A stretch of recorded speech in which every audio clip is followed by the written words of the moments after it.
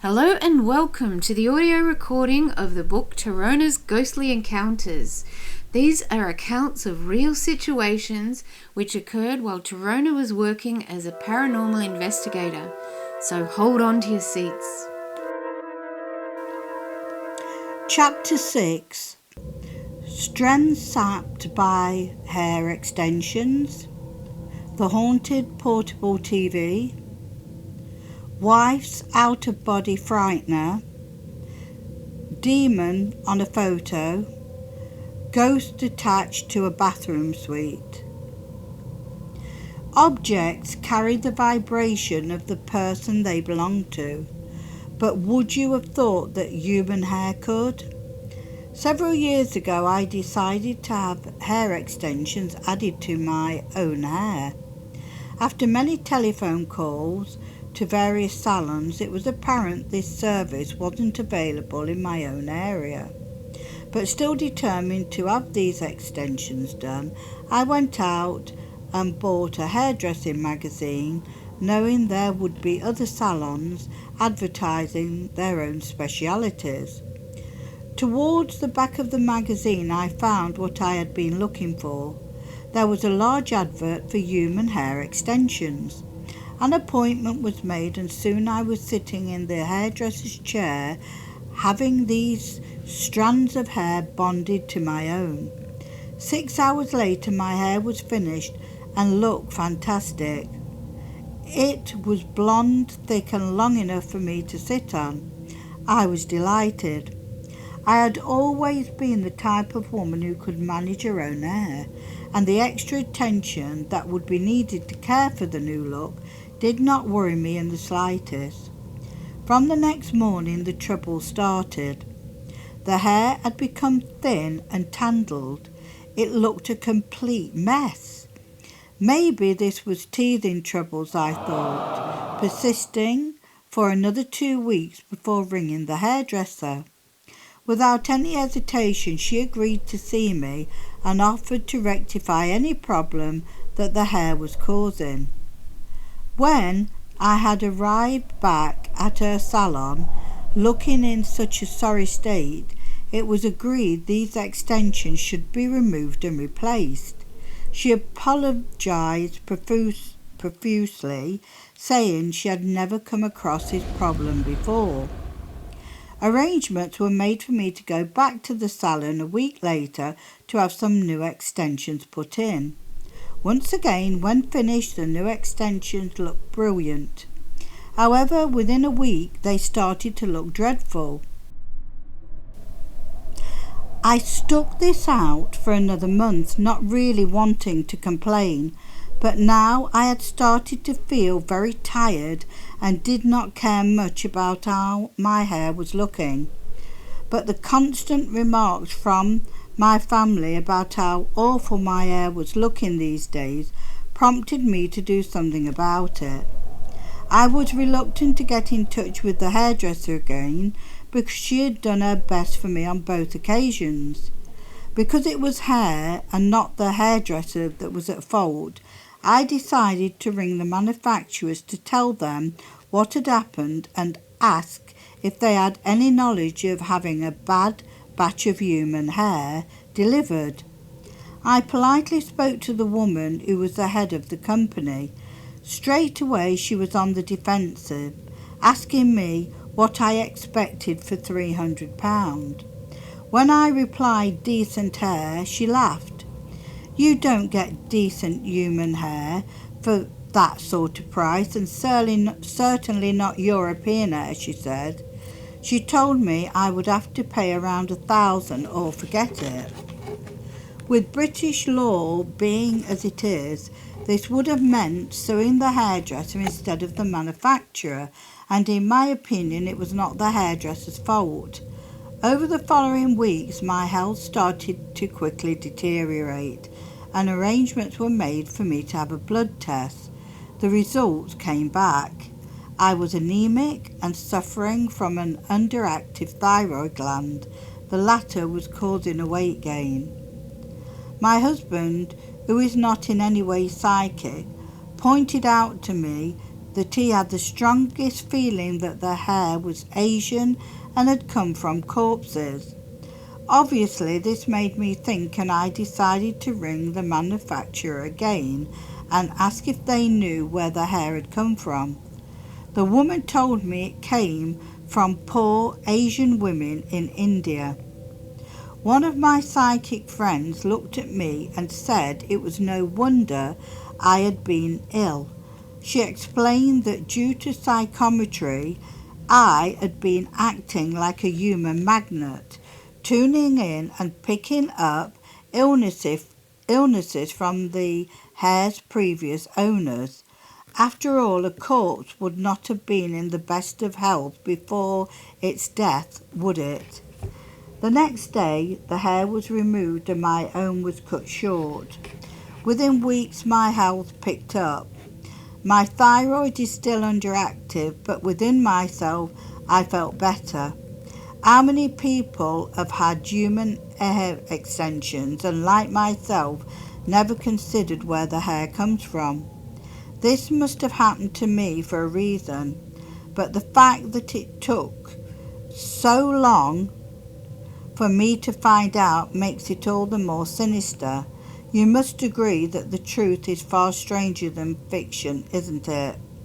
Psychometry is the art of picking up or reading the vibration from an object and obtaining information about it, or the person or persons whom the object has belonged to, used by holding it in the hands and tuning in to the feelings and pictures that are shown whilst holding the object.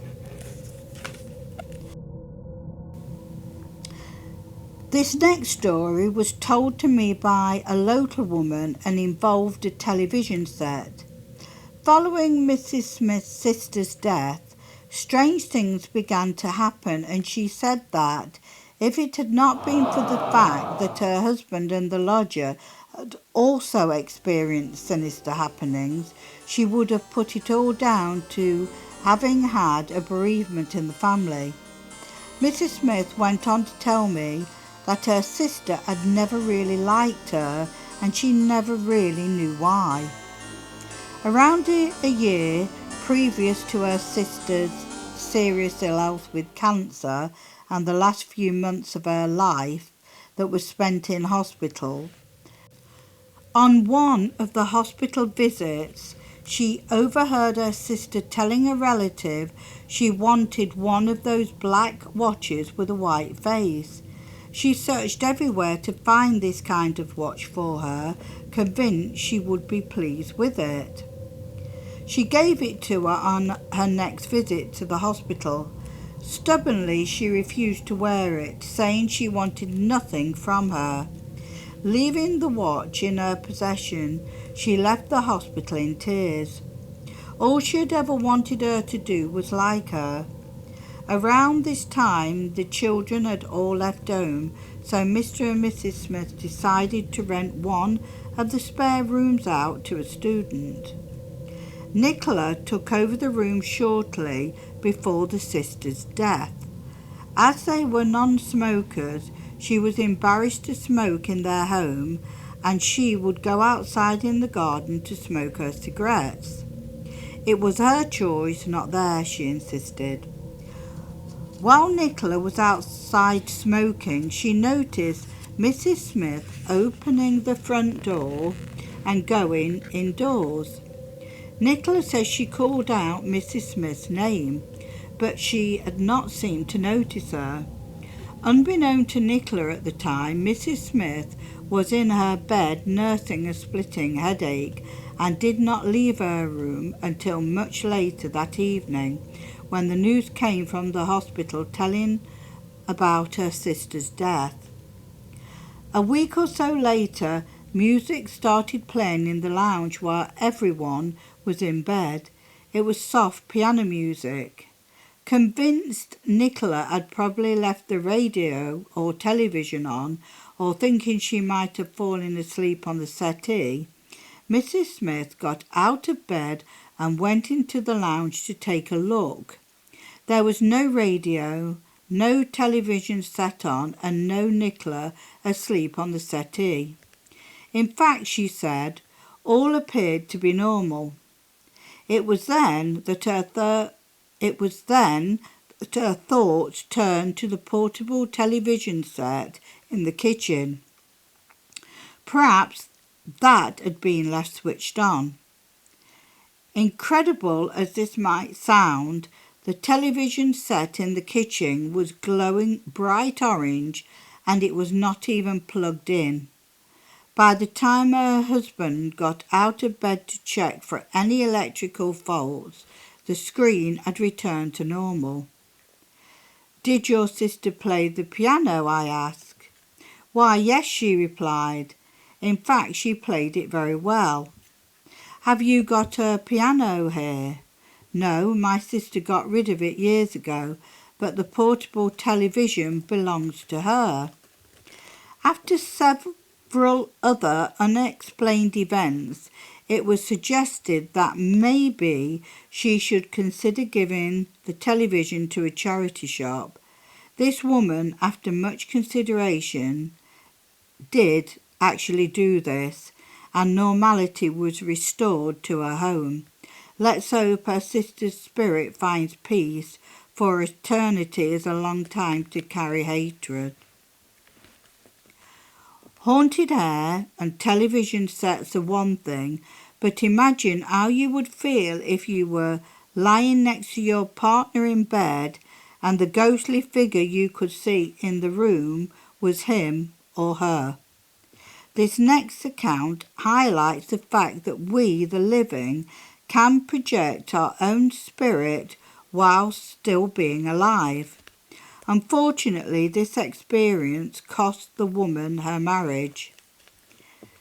Mrs. X's husband was laying next to her bed. He was watching the television, and as normal, his wife would drop off to sleep before the end of the film, leaving him to turn off the TV before finally retiring for the night. Mrs. X had known since childhood she had the ability to project her spirit around her home, and mischievously used to do so, much to the displeasure of her younger sister, who would often see her in this out-of-body state. Now happily married, she never gave a second thought to her childhood antics. Well, not until her husband mentioned what he had seen the night before. He had seen the ghost of a woman searching through the wardrobes, and it had petrified him. The spirit looked just like his wife, who was sound asleep by her side. The next day, the woman confessed to her husband she used to do this as a child to scare her younger sister, but she insisted she had no idea why this had happened now. Instead of being understanding, her husband became uncomfortable about sleeping with his wife, and consequently rows broke out. Eventually came the demise of their marriage and the inevitable divorce. We all have had out-of-body experiences, sometimes referred to as OBE. There have been so many reports of this happening on operation tables, often when the person was close to death or had in fact clinically died. I could find no reason why this had happened to her on that particular night. I was concerned for the woman because she was very upset and worried that it could happen again with a new partner. Unfortunately, all I could suggest was various grounding techniques, for example, the use of crystals, and my promise that I would look into this subject and see if I could obtain further knowledge about it. None of her family or sisters have experienced spirit projections themselves. Quite frankly, I do not feel this out-of-body experience is evil. However, after this story was printed in the Loughborough Shropshire Echo at my At the Edge series, I received a letter from a clergyman whose wife experienced a similar kind of sighting. Unfortunately, the clergyman thought this to be the work of the devil. My feelings is that we all possess this ability, and although we do not all project our spirit, it is quite within our powers to do so. After all, when we sleep, it is believed by many that we visit other dimensions and astral planes. I've also heard of several people who have claimed to have recorded ghosts on ordinary cassette tapes. One of my clients phoned me many years ago to tell me that when she played back my tape, the voice of her deceased mother was on it. Although I have never heard this tape, apparently most of the people in her neighbourhood have. Personally, I would not recommend that people should try this practice, but many experts agree that the hours between sunset and sunrise are the best time for experiments. Photographs can also carry ghostly characters, and I don't mean a double exposure. What I saw in a photo several years ago came straight from the darker realms that coexist with the lighter ones. We were living in Loughborough at the time, and a friend I'd not seen in months rang me suggesting we get together and catch up on all the latest news. The woman called Jo greeted me with her usual friendly hug, and her two tiny terriers wagged their tails gleefully on my arrival, all of them giving me the warmest of welcomes. An hour later we were still reminiscing about the past when our friendly chatter became interrupted by a tap on the window pane. Jo peeped through the window. "It's Pauline," she puzzled. "I was not expecting her this evening." Pauline, Jo's sister, walked into the room, and it came as a bit of a shock to see her looking so downtrodden, a shadow of her former self. It had only been 3 years since we had last met, and the change in her was unbelievable. Soon the conversation turned to Pauline's pending divorce. Her marriage had started to go wrong after Stan's promotion. He had been promoted to store manager after the death of a previous colleague. Only 9 months into his new position, Stan started to develop serious headaches. He was sent for hospital tests, including a brain scan. Nothing abnormal was found, and his headaches were put down to stress. Over the next 6 months, his whole personality changed. He was no longer an attentive, caring man, but a cruel, unfeeling person. Things finally came to a head at our cousin's wedding, she said. I don't think anyone will ever forget it. On the actual wedding day, Stan refused point blank to attend the ceremony, leaving me to make excuses for him. I felt awful having to lie about his absence to our friends and relatives, telling them he was ill. Later on, into the evening, he turned up and seemed at first to be in good spirits. He even asked me to dance. This should have made me suspicious, for he never danced. Anyway, we were dancing away when a bright light from one of the cameras flashed in front of us. Stan went ballistic, threatening the photographer. His language was dreadful. We left soon afterwards. He never apologised, just sat sulking and drinking beer in front of the television. The following Monday, I asked our doctor to refer him to a psychiatrist, but without Stan's permission there was nothing that could be done. He became very nasty and started hitting me. Although I begged him to stop, he continued, breaking 3 of my ribs and giving me a final blow to my head, fracturing my skull. This was the final straw, and divorce proceedings began. He was to be prosecuted for assault. After arriving home from hospital, I found my home cleared of everything. It had not even left me the bed to sleep in. I have since put the house on the market. There are no happy memories for me there now. We spent the rest of the evening chatting, and somehow we got onto the subject of a photo reading. Strange you mention that, Pauline replied, because I'd like you to take a look at some time at a photo taken at my cousin's wedding. In the photo there is a black mist hanging all around Stan and myself. I'll send it to you to see what you make of it. We exchanged addresses and a week later the photo arrived. Of course, photographic mishaps happen and it could all have been a coincidence. But when I looked at the misty shape within the photo, a face could be made out. It appeared like a gargoyle or, to be really sinister, the face of a demonic-looking creature glaring out of the mist. Trying to make light of it, I told her it was more than likely a trick of light or chemical spillage that made the demonic shape. Stan died suddenly 6 months later, and it was decided that his death was due to natural causes. However, I often wondered if the change in his personality had anything to do with the shape in the photo.